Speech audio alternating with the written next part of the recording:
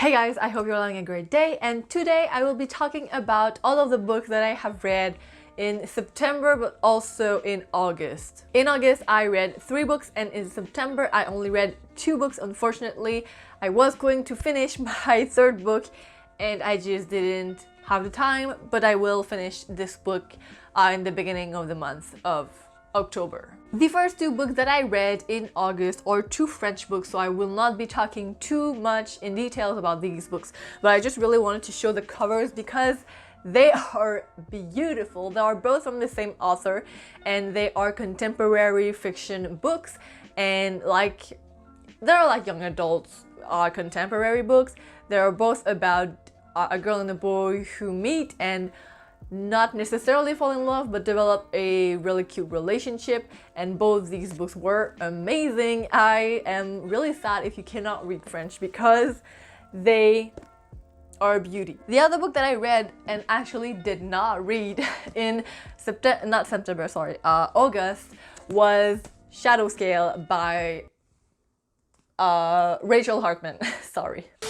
This is the second book in the second and last book in the Serafina duology, and unfortunately I DNF'd this book because look at this bad boy. It is a chunk, it is heavy, and I had been reading this book for like 3 to 6 months, and I just would not pick it up, and I would try to read a chapter every night, and it would end up being just a big chore, and I was not interested anymore in the story, so DNF'd it. In September, I finally reread The Perks of Being a Wallflower by Stephen Chbosky.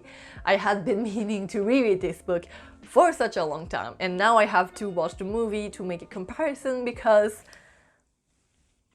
they are both beautiful. I have already seen the movie, but it was ages ago when it first came out, so yeah, I had listened to this book as an audiobook, but I had never read physically the book, so I was really interested when I saw it at the thrift store shop, and I bought it for $3, and I read it, and it was awesome, and I give it a 5 stars because it's the perks of being a wallflower, and I just love it so much. And Charlie is such an interesting character, and I could relate to him to so many different levels that I never thought I would, because I remembered him being very strange, very borderline autistic. I don't know why, and I felt like I wasn't really relating to him, but when I reread this book I realized that I was weirdly a lot like him, and that I have so many things that I could relate with him. It was just such a roller coaster of emotions. I did not expect that, but yeah. And lastly, to end my disappointment for the month, I read The Betrothed. Betrothed? I don't know how to pronounce that word. It's a hard English word. The Betrothed. Betrothed?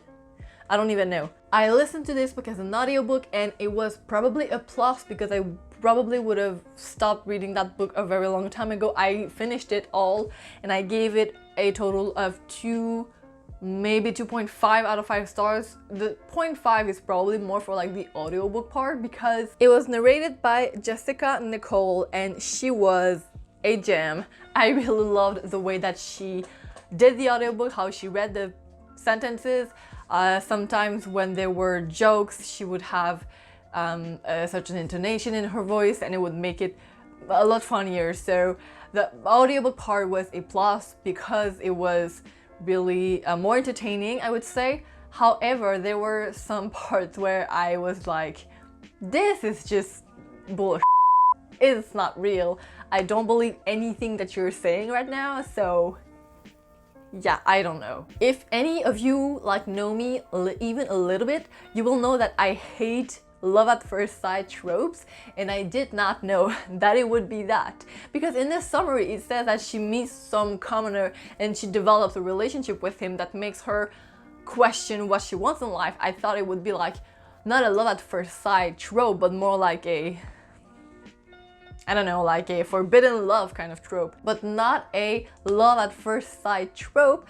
These are garbage tropes, okay? Like, writers need to stop this trope because I hate it so much.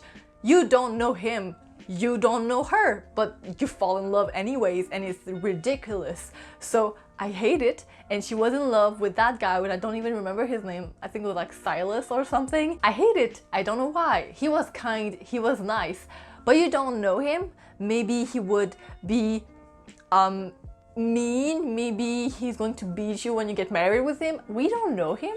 You don't know anything about this guy. Whenever she would talk about him in a loving way, like, oh my god, I can't believe him, he has such beautiful eyes and blah blah blah.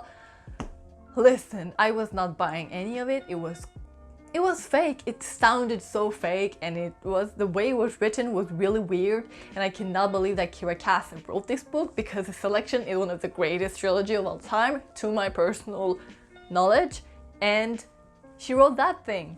I don't know why. It's supposed to have a sequel. I won't read it. However, the ending was interesting, but no. I'm not interested. So that was it, guys, for this video. Tell me down below which books you have read this month, if there are any recommendations for me, because I need some better books for the next month. Don't forget to like, subscribe if you want to see more videos, and I will see you guys next week. Goodbye!